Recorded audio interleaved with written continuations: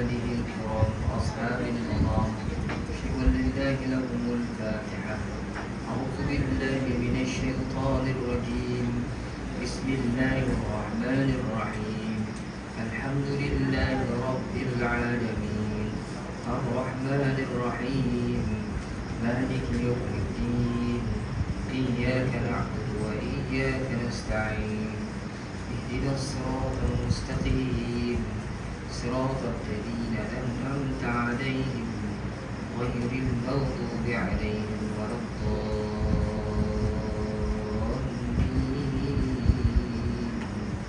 آمين. أعوذ بالله من الشيطان الرجيم. بسم الله الرحمن الرحيم. الحمد لله رب العالمين والصلاة والسلام على أشرف الأنبياء والمرسلين وعلى آله وأصحابه أجمعين. اللهم يا عليم علمنا من علمك ما ترضى به عنا ولا تؤاخذنا بما تعلمه منا يا عليم. خلقنا بخلق العلم وحققنا بحقائق العلم. رب اشرح لنا صدورنا ويسر لنا أمورنا واحلل عقدة من ألسنتنا يفقه أقوالنا والحمد لله رب العالمين.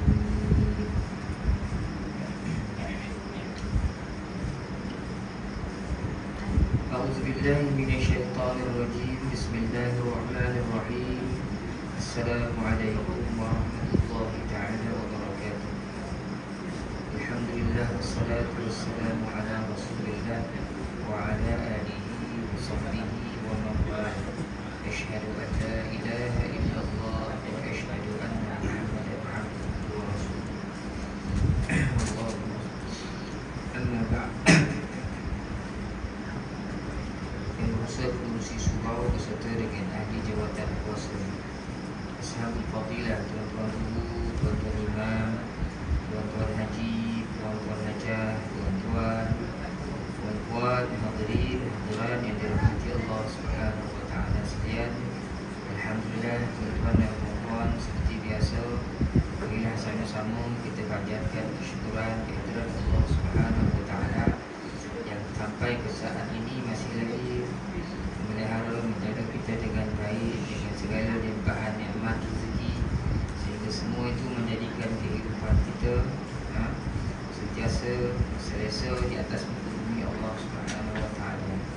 Mudah-mudahan tuan-tuan dan puan-puan, Allah Subhanahu wa taala sentiasa memberikan kepada kita kekuatan badan dan jiwa untuk terus memperbaiki diri kita, memperbaiki amalan kita, memperbaiki hubungan kita sesama manusia, lebih lagi hubungan kita dengan Allah Subhanahu wa taala.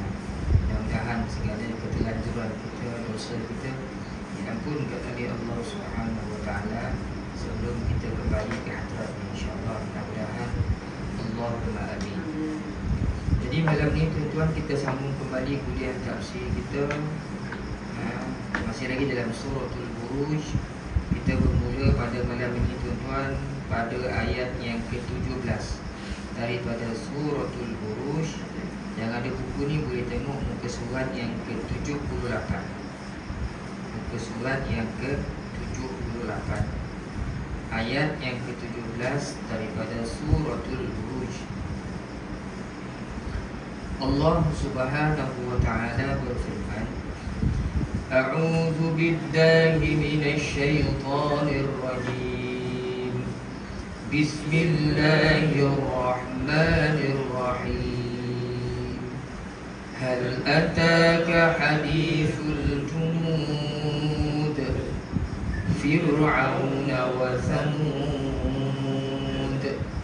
balil ladzina kafaru fi takdzib wallahu min waraihim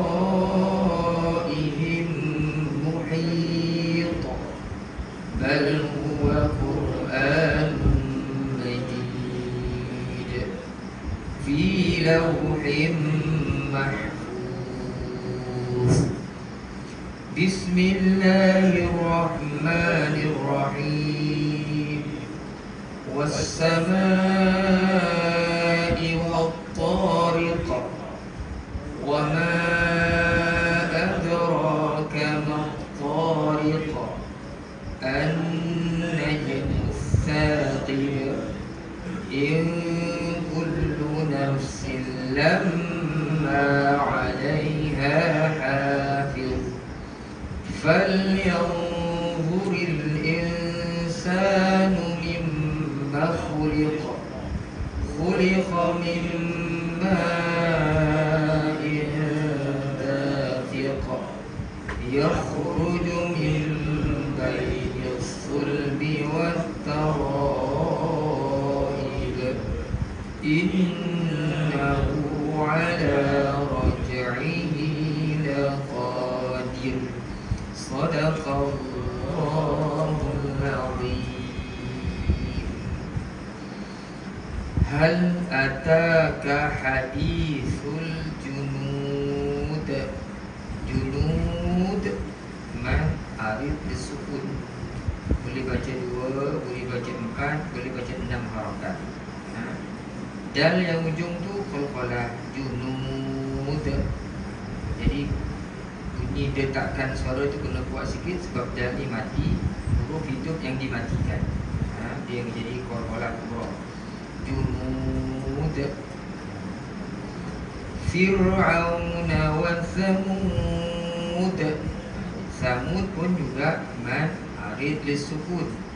Dal tu qalqalah samud dengan perkataan junud tadi. Alilladzina kafaru fi takdzib. Takdzib, dzib pun man arid lisukun. Ujung pun ada qalqalah juga, iaitu huruf ba. Sebelum tu 2 ayat yang di atas tu qalqalah tu dengan huruf dal. Tapi pada ayat yang ke-19 ini huruf ba. Dan yang terakhir wallahu min waraihim. Min waraihim. Nun mati bertemu dengan waw idgham ma'al gunnah. Dibaca dengan dengung qada 2 harakat. Idgham maksudnya memasukkan bunyi nun yang mati ke dalam huruf idgham. Di sini huruf waw lah. Maka jadilah bunyi dia bunyi waw serta dengung. Min 2 harakat. Min waraihim. Waraihim ni mad wajib muttasil. Kita baca 4 harakat. Waraihim muhit. Ihim waraihim muhit. Mim mati bertemu dengan mim idgham mislaini ataupun idgham mutamathilaini. Jadi mim mati bertemu dengan mim ni kita kena dengungkan idgham kan qadar 2 harakat. Ataupun kita dah banyak kali sebutkan semua nun dan mim yang mati dalam Quran, seandainya tiada tanda mati di atasnya, kita baca dengan dengung. Waraihim muhit. Muhit sama dengan junun, Thamud, takdzib, muhit. Semuanya mad arif lisukun yang disudahi ditutup dengan huruf qalah, iaitu pada ayat yang ke-20 ni huruf ta, muhit. Maka tuan-tuan jadilah bacaan dia lebih kurang bunyi dia. A'udzu billahi minasyaitonir rajim. Hal ataka hadithul junud Fir'auna wa Thamud balil ladzina kafaru fi takdzib wallahu min waraihim muhit. Sadaqallahul azim. Itu dari sudut ilmu tajwid. Mari kita tengok sama-sama dari sudut tafsirannya. Hal ataka hadithul junud. Sudahkah datang kepadamu berita bala tentera penentang Fir'auna wa Thamud. Samud, yaitu kaum Fir'aun dan kaum Samud. Dalam ayat yang ke-17 ini Allah Ta'ala bertanya kepada Rasulullah, sudahkah datang kepadamu berita bala tentera penentang?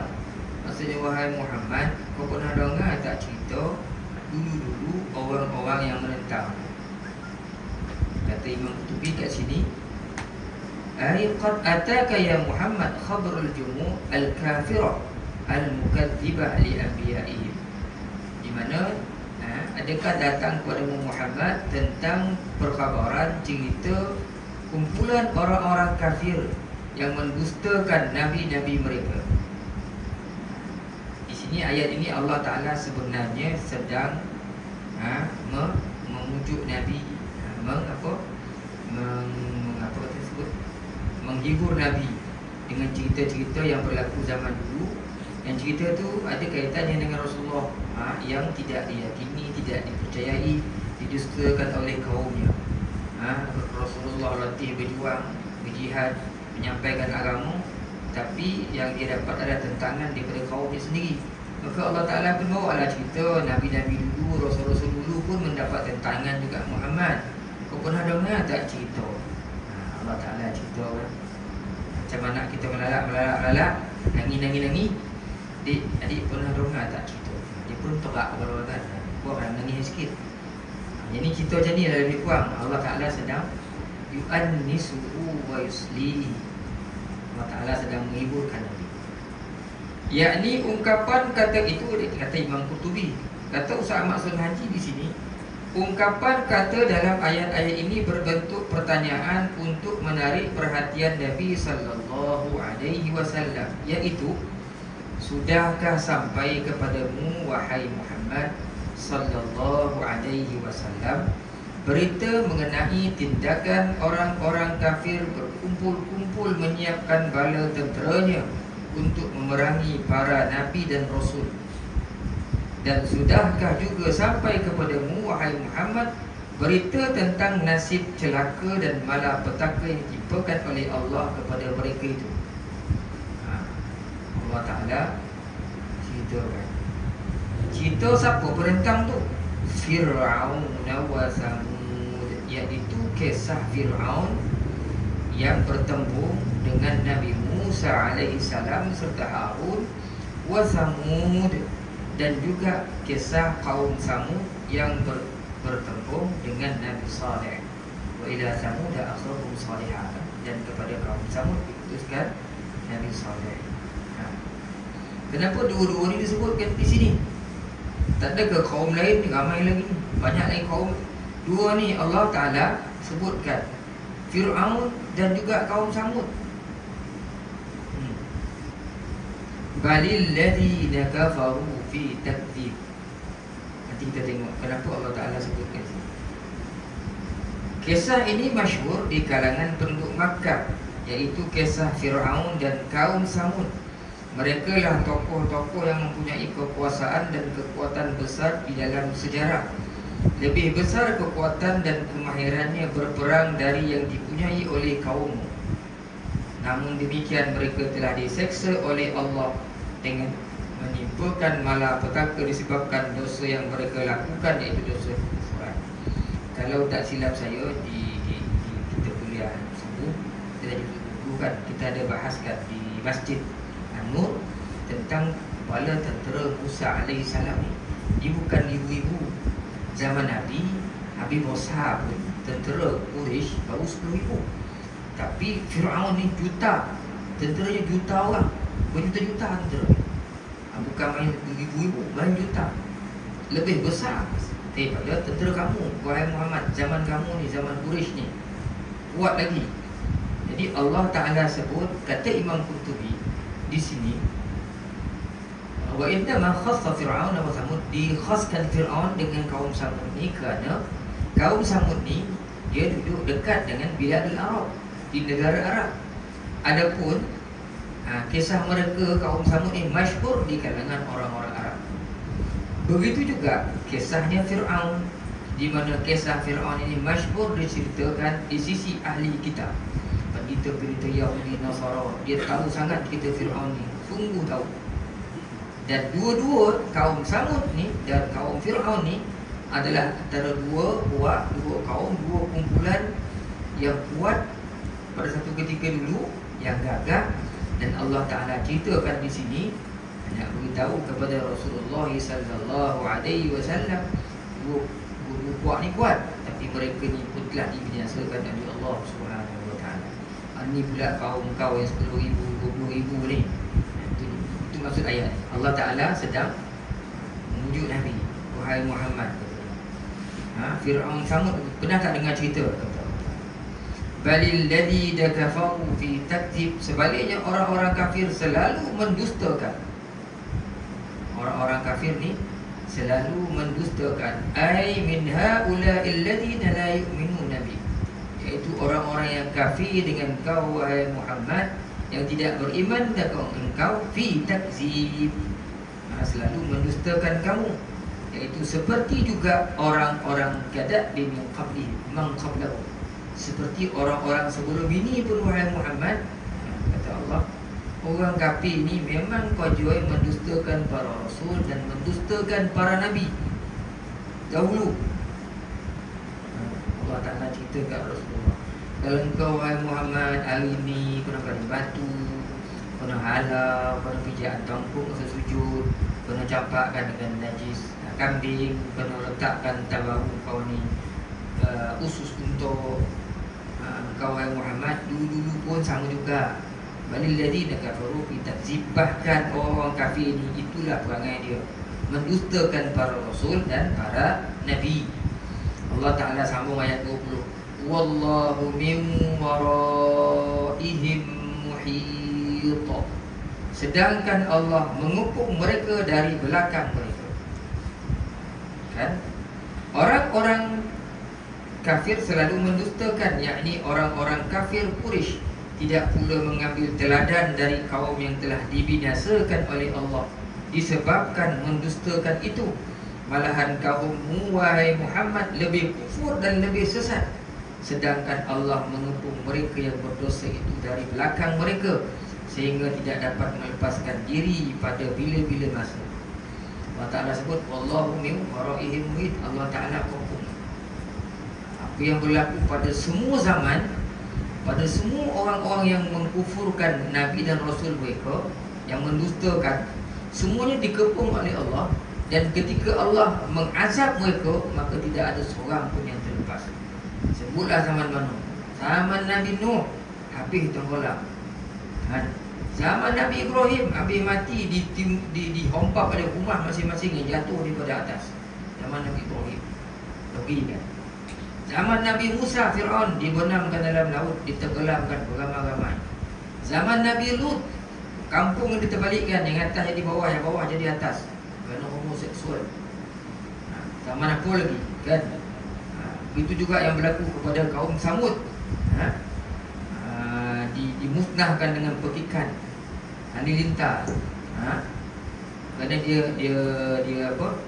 Dia menyembelih unta. Sedang Nabi Saleh dah sebut, wa ya qaumi hadhihi naqatullahi lakum. Dalam kes kaum Samud ni, wa ya qaumi hadhihi naqatullahi lakum ayatan fadharuha ta'kul fi ardillahi wa la tamassuha bisu'in fayakhudhukum 'adzabun qarib. Wahai kaumku, ini unta ni tanda-tanda daripada kebesaran Tuhan. Allah Ta'ala utus unta ni.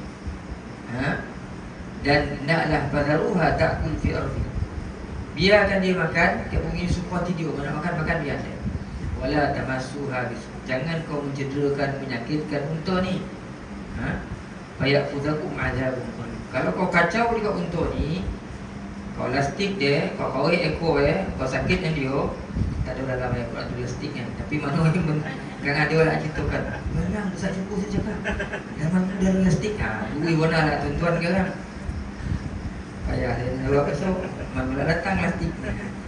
Disebut, disakit adalah nanti kamu akan fayakhuzakum azabun qarib. Kamu akan ditimpa azab dalam tempoh yang singkat. Jam-jam bahasa kita, jam-jam tu ya.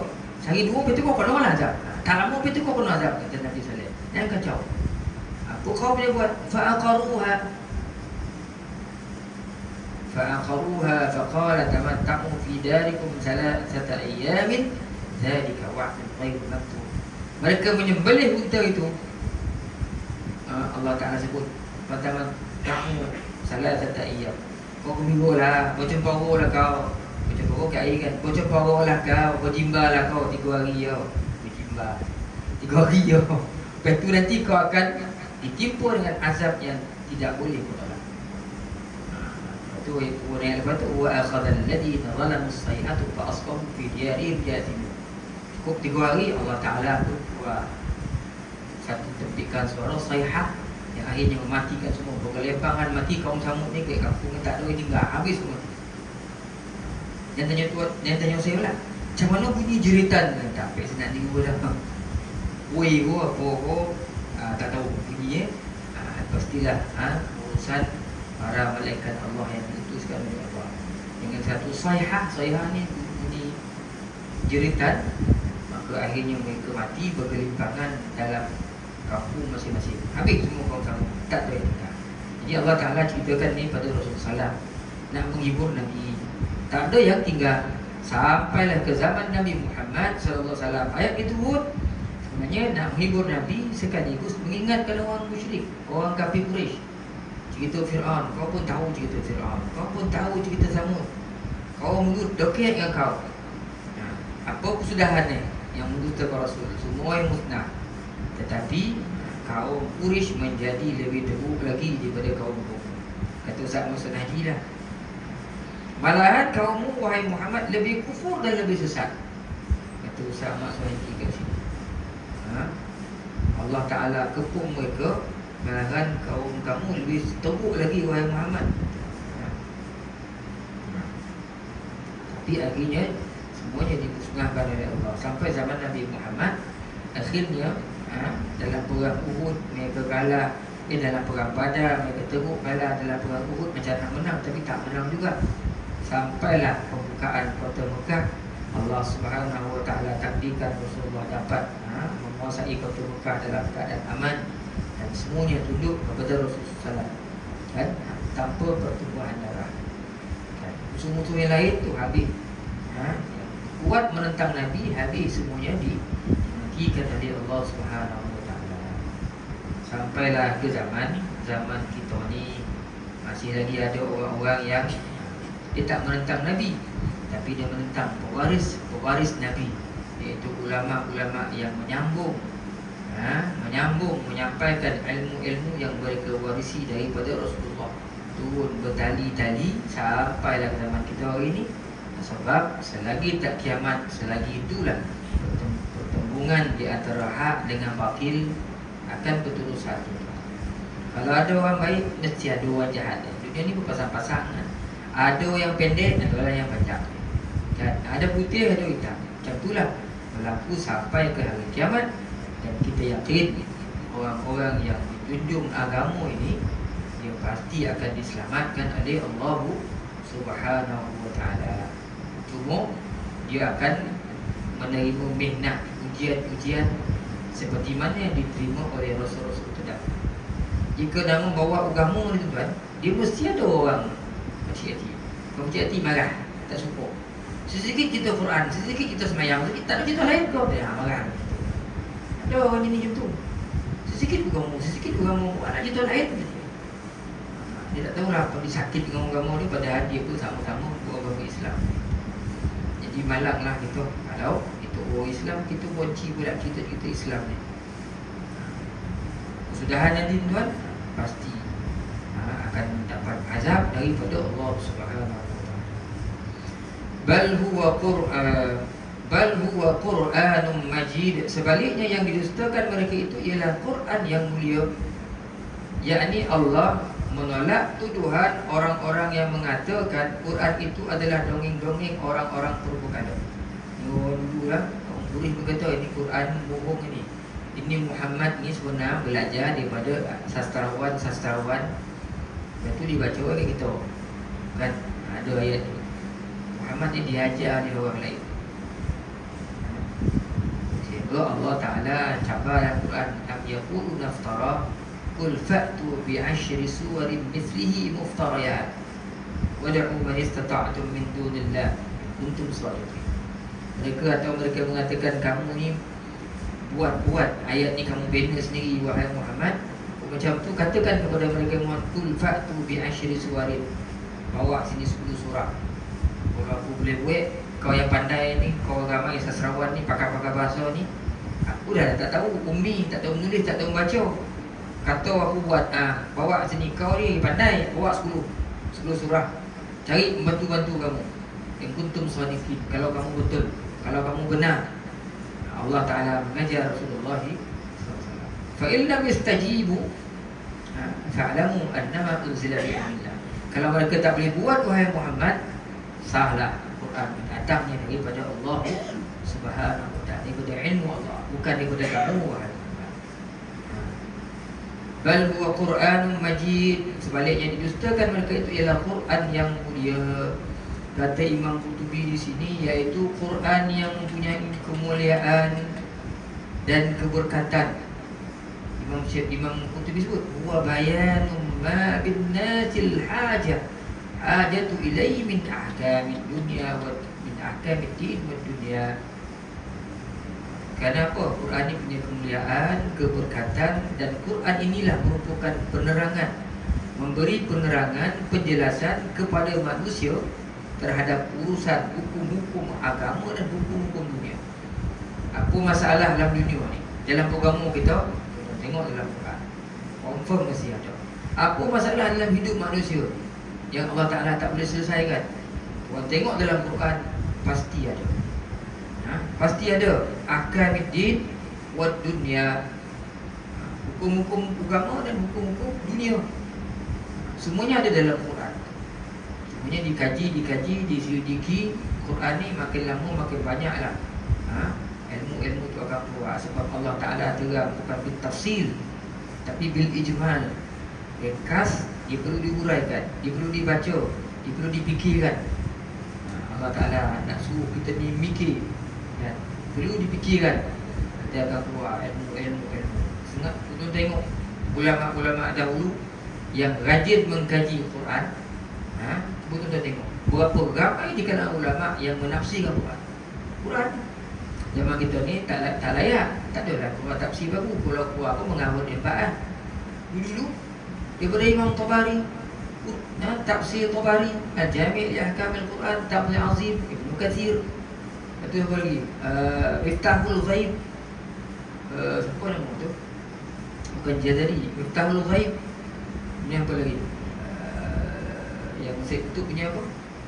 Zilalul Quran, Imam Fakhrul Razi, Alusi, Haramain. Berpuluh-puluh ulama menafsir Quran. Siap-siap tafsir tu lain gitu, lain gitu. Punya pandang sudut, punya pandang sudut ayat kisah banyak tu. Ini saya suka, saya ambil daripada tafsir Qurtubi. Sebab tafsir Qurtubi ni dia suka buat cerita. Oh, tutur kita kan suka bercerita. Pada zaman dahulu, itu kegemaran kita tu. Kalau nak matannya kan cerita ilmu itu tafsir Ibnu Katsir, sebab dia sikit, 3 jilid je. Tafsir Qurtubi ni sampai 23 jilid. 1 jilid besar. Ini antaranya. Itu yang timbul cerita Piramli, Jika atau Abang semua tu. Tafsir Qurtubi. Itu yang cerita sampai Zam-Zam Al-Kazam semua kan, kita apa tu, jumpa belalang kan. Soalan pertama, soalan kedua, apa dia dah baca kitab ni dulu kan. Dia adaptasi cerita tu bawa ke kita pun tengok biji. Sebab tu ada orang cakap kan, Piramli ni alim orang kan. Sebab bila kita baca kitab ni, kita tahu memang alim lah dia. Cerita-cerita tu dia ambil daripada kitab Qurtubi dah. Semua diubah sikit kan. Mana dia boleh ubah tu pandai lah tu. Piramli, Qaba, mana jantan, mana betina, itik. Zaman Nabi Sulaiman dalam Quran bukan itik, orang. Yang diubah lelaki, perempuan jadi lelaki. Nak tengok cerdik tak Nabi Sulaiman ni? Itu tanya, mana lelaki, mana perempuan. Piramli tukar ke itik. Kayu nak tahu mana panjang, mana pangkal, mana ujung. Piramli di tengah alam kan cerdik tu, yang mana tengah alam bawah itu tu pangkal. Zaman Nabi Sulaiman dalam tafsir Qurtubi dia bukan tenggelam dalam air, dia baling ni. Mana jatuh dulu. Tu yang borek, tu dah dipangkal. Sampai kita apa 3 soalan kan. Sampai akhir yang Perdana Menteri belalang tak tahu terapi mana-mana dia tu. Dia mana apa? Mana dia cerdik. Cuba kita kan. Kita tika terbang gam-gam ala kasam ni. Semua dia kata kita bisa tengok balik ni. Buat cerdik orang piramid ni buat.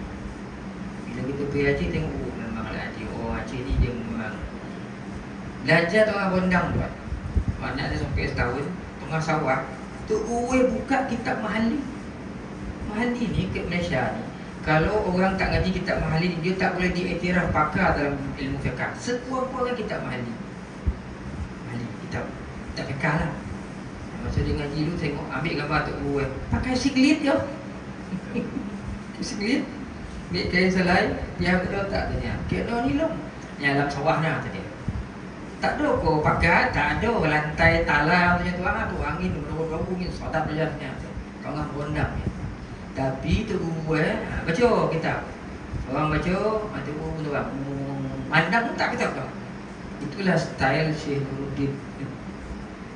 Kan mengajar kita orang. Yang pernah ngaji dengan Syekh Nuruddin tahulah. Syekh Nuruddin ni tak pernah baca kitab.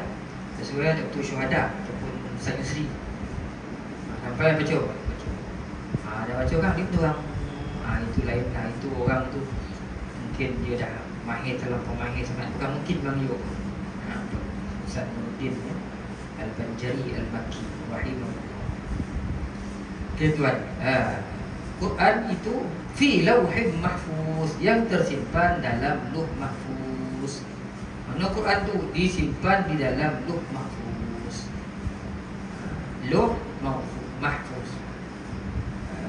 Ia terpelihara di dalam lauh mahfuz yang ada di langit dan juga terpelihara dari diselewengkan dan cukup terjaga, tidak dapat diubah dan dipindah orang kerana Allah sentiasa memeliharanya. Di mana disimpan Quran tu di lauh mahfuz. Anak-anak kita ngaji MSPM dia akan ajar peringkat-peringkat pengenalan Al-Quran. Mula-mula kalam Tuhan tu disimpan di lauh mahfuz. Lepas tu turun ke langit dunia kan, itu turun kepada Rasulullah sallallahu alaihi wasallam. Lauh mahfuz tu apa pun dah di mana tempat tu disebut oleh Imam Qurtubi. Di sini Ustaz Ahmad Sunaji dia tak bahaskan, dia ringkas saja. Di sini Imam Qurtubi dia bahaskan mana lauh mahfuz tu. Kata Imam Qurtubi, lauh ni maksudnya kepingan. Kalau batu kepingan itu tempat. Jadi Imam Qurtubi kata maktubun fi lauh, ditulis kalam Tuhan ni di lauh, satu tempat. Wa huwa mahfuzun indallah. Lauh itu, lauh nama tempat lah, mahfuz yang terpelihara. Dia terpelihara daripada apa? Terpelihara wa huwa mahfuzun indallah ta'ala min usuli syayati, min usuli syayati ilaihi, daripada sampai syaitan. Yang mahfuz ni, lauh ni tak sampai, syaitan tak boleh sampai ke situ. Itulah disebut sebagai ummul kitab, yakni Quran yang disimpan di lauh mahfuz. Dan Ad-Dhahhak meriwayatkan daripada Ibnu Abbas, yang baca Melayu dah terjemah tulis. Dan Ad-Dhahhak telah meriwayatkan daripada Ibnu Abbas, kata Dhahhak, Ibnu Abbas menyebutkan al-lauh, lauh ni dia dibina daripada yakut. Yakut ni permata hamra, yakutatin hamra, daripada permata yakut yang merah, merah menyala. Di mana bahagian atas lauh ini ma'qudun bil arash, dia diikat di arash Allah Subhanahu wa ta'ala. Wa asfalahu fi hajri malak. Ni kalau orang akan tahu ini mesti cerita Israiliyat ni. Tapi cerita ni diriwayatkan oleh Ibnu Abbas, orang yang didoakan oleh Rasulullah SAW. Kita dengarlah kan, sebab kita tak nampak ni. Kalau orang tanya okey mana rumah ustaz, tak boleh cerita kan, memang boleh carilah. Yang aku cerita tak payah nak cari dah. Ya, dia di atasnya diikat di arash, bawahnya sebenarnya diriba oleh para malaikat Allah. Di atas pangkuan Allah, lauh ni, malaikat-malaikat Allah yang ramai itu. Yuqalu lahu Matiriyun nama malaikat yang meriba lauh, atas dia diikat di arash. Malaikat bawah ni yang menjaga ni, meriba roh ni, namanya Matriyud. Matriyud yang mim alif ta, Matriyud nama dia. Wallahu a'lam. Ini kata Ibnu Abbas, di mana kitabuhu nur, tulisannya daripada cahaya di Lauh Mahfuz tu. Wa qalamuhu nur, dan qalamnya, alat tulis pun juga daripada nur. Dan Allah Subhanahu wa ta'ala, kata Ibnu Abbas, sentiasa memandang, melihat kepada Quran, Lauh Mahfuz di Lauh ni, kalamnya ini, fi kulli yawmin 360 wa sittina nazrah, sebanyak 360 kali tengok. Dan setiap kali Allah Ta'ala melihat di situ, laisa minha nazratun illa wa huwa yaf'alu ma yasha. Allah Ta'ala akan melakukan apa saja yang dia kehendak buat, dengan hanya sebut pun semua jadi. Dia ada kaitan dengan hadis yang lain ni, 360 ni. Ibn Abbas kata Allah Ta'ala satu hari 360 kali Allah Ta'ala padam. Di situ, di mana di situ Allah Ta'ala melakukan wa yaf'alu ma yasha, dia melakukan apa yang dia kehendaki. Dia menjatuhkan, dia mengangkat dan menjatuhkan manusia. Dia mengayakan orang yang fakir, dia memfakirkan orang yang kaya. Yuhyi wa yumit, dia menghidupkan, dia mematikan. Wa yaf'alu ma yasha, dia buat apa yang dia suka. La ilaha illahu, tiada Tuhan melainkan dia, kata Ibnu Abbas. Dan berkata Anas bin Malik bahawasanya, bukan Anas, Imam Muqatil mengatakan bahawa Lauh Mahfuz ini dia duduk berada di sebelah kanan Arash. Ini kata Imam Muqatil rahmatullah alaihi. Mana dia tahu ni Ustaz? Satu soalan yang saya tak dapat jawab dah. Imam-imam dulu kan, mereka ni amalan dekat dengan Allah Subhanahu wa ta'ala. Kadang-kadang apa yang mereka dapat tak sama dengan apa yang kita dapat. Dan di Lauh Mahfuz ini dikatakan oleh para ulama, di Lauh Mahfuz ini tercatat tulisan menerangkan tentang urusan-urusan yang berlaku kepada manusia. Menyebutkan juga tentang ajal mereka, rezeki mereka, amal perbuatan mereka, perkara-perkara yang berlaku di sekeliling mereka, dan keputusan, natijah atau pengakhiran daripada usaha-usaha, urusan mereka. Semuanya Allah Ta'ala catat. Wa huwa ummul kitab, itulah disebut sebagai ibu kepada kitab. Apa urusan manusia, semua catat di situ. Sehingga Ibnu Abbas menyebutkan lagi, awwalu syai'in katabahu Allah Ta'ala fil Lauhil Mahfuz. Kata dia, Quran, kalam Tuhan tu banyak, cuma tulis 30 juzuk ya. Kalau kita fikir takkanlah kalam Tuhan tu 30 juzuk ya. Berubah sekarang banyak lagi, tinggal lagi yang ditulis, turunkan kepada Rasulullah. 30 juzuk itu dah memadai dah untuk membimbing, memandu kehidupan manusia. Ibnu Abbas menyebutkan, sebenarnya kata dia, perkara pertama, sesuatu yang ditulis oleh Allah Ta'ala di Lauh Mahfuz, iaitu kata dia, perkataan yang dituliskan, inni anallahu la ilaha illa ana, sesungguhnya aku ini Tuhan dan tidak ada Allah Tuhan melainkan aku. Muhammad Rasuli, dan Muhammad itu adalah utusanku.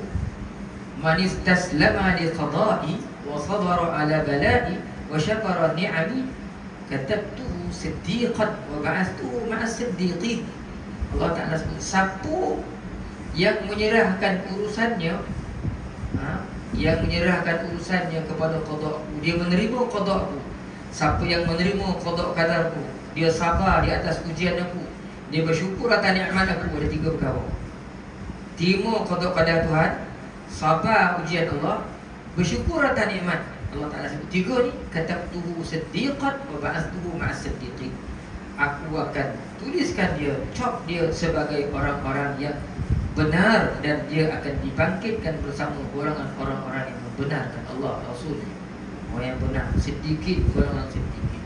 Sebaliknya, wa man lam yastaslim li qada'i, siapa yang tak menerima qada' qadar, dia tak sabar bila aku uji dia, dia tak bersyukur atas limpahan nikmat aku yang melimpah ruah kepada dia, dia tak syukur, maka Allah Ta'ala sebut falyattaqiz ilahan siwaya, Kau macam tu perangai kau, kau cari Tuhan selain aku kalau kau lupa. Ada tak Tuhan selain aku?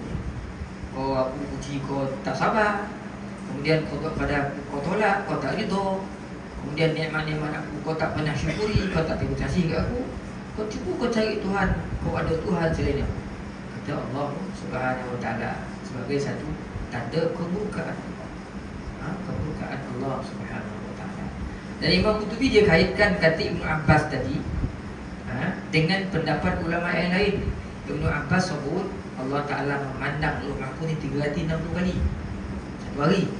Kemudian Imam Qurtubi bawa cerita, dan cerita ni di mana Hajjaj, salah seorang pemimpin di zaman dulu yang zalim, hukum membunuh, dia telah mengancam Muhammad bin Hanafiyah. Imam Hanafi ni dia mengancam Muhammad al-Hanafiyah, di mana dia ancam Imam Hanafi, Muhammad bin Hanafiyah, Ibn Hanafi, Hanifah ni. Kata dia apa? Dia ancam. Lepas tu dijawab oleh Ibn Hanifah ni. Kata dia apa? Telah sampai kepada aku berita bahawa saja Allah Ta'ala memandang ke Lauh Mahfuz sebanyak 360 kali. Hajjaj tu surat kat dia, dia balik surat balik. Apa balasan yang dia kata? Aku dengar perkataan menyebutkan Allah memandang kepada Lauh Mahfuz ni sebanyak 360 kali. Dialah Allah yang memuliakan, dia juga Allah yang menghinakan, dia juga yang memberi ujian, dan dia juga memberi kegembiraan. Dia melakukan apa yang dia suka. Mudah-mudahan dalam banyak-banyak pandangan tu ada satu pandangan yang menyibukkan diri kau tu. Itu Hajjaj balik. Mudah-mudahan dalam banyak-banyak pandangan Tuhan tu ada satu pandangan Tuhan tu menyebabkan kau sibuk dengan diri kau. Kata Ibn Hanifah, kata dia, maka hendaklah kau sibuk dengan urusan diri kau, jangan kau buang masa dengan urusan orang lain. Ibn Hanifah marah. Jadi nak kaitkan perkataan 360 tu Ibn Abbas sebut, Hanifah pun kata benda yang sama. Macam kuat pula pandangan tu kan. Maka sibuklah kau dengan diri kau sendiri, kata Hanifah. Itu ayat yang ke-22 fi Lauhim Mahfuz. Tamat ayat itu dalam surah Al-Buruj, tamat suratul Buruj. Kita masuk ke surah At-Tariq. Ingat kita baca dulu dia punya pengenalan ni, tak sampai kan. Besok kita sambung tu. Kita ambil sikit tuan. At-Tariq ni, surah At-Tariq yang maksudnya pendatang malam. Pendatang malam. At-Tariq, surah yang ke-86 daripada 114 surah, mengandungi 17 ayat. Maksud Tariq ni pendatang malam. Ada juga yang mengatakan Tariq dengan makna yang lain. Tak apa. Kalau disuruh bahasa dalam Tariq ni, yang datang waktu malam. Kok orang waktu rumah kita panggil dia Tariq. Kok setan ninja pun Tariq jugalah. Kok orang datang pun Tariq jugalah nama. Kok yang datang, bintang datang menjelma, siang tak tahu, tiba-tiba malam dia datang, tak tahu. Itu pun dipanggil juga Tariq. Jadi umum perkataan Tariq ni banyak penggunaannya. Itulah dia. Bahasa Arab ni dia penggunaannya cukup luas. Surah At-Tariq artinya pendatang malam, iaitu surah ke-86 mengandungi 17 ayat dari jenis Makkiyah. Diturunkan selepas turunnya surah Al-Balad. Hubungan surah ini dengan sebelumnya iaitu surah ini dibuka dengan sumpah, was-sama'i, dan demi langit, wat-tariq, dan demi tariq. Itu sumpah tu. Orang apa, Allah Ta'ala mengajar kita lafaz sumpah dengan huruf waw ni. Tapi Allah Ta'ala bila bersumpah, Allah harus bersumpah dengan semua makhluk. Tapi kita haram bersumpah dengan makhluk. Kita hanya boleh bersumpah dengan Allah.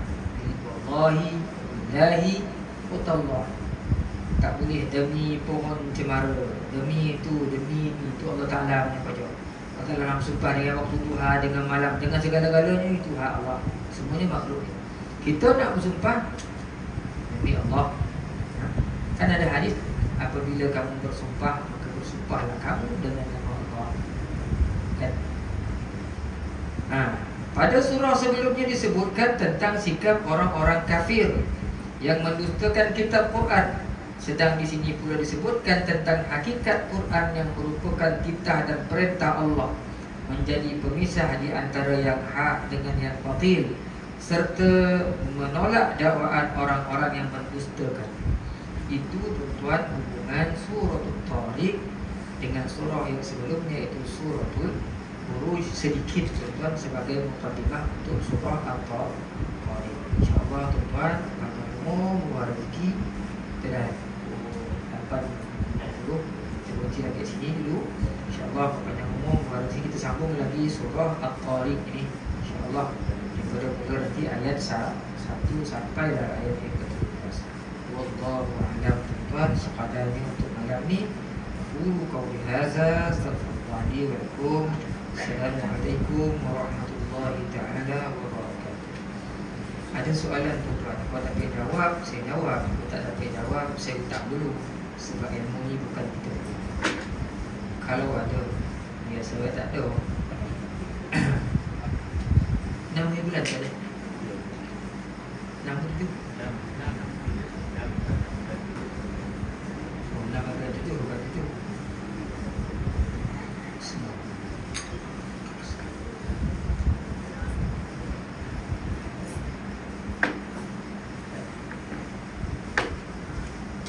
Alhamdulillah tuan-tuan, tak ada soalan. Tuan-tuan faham semua ni. Kita berhenti di sini.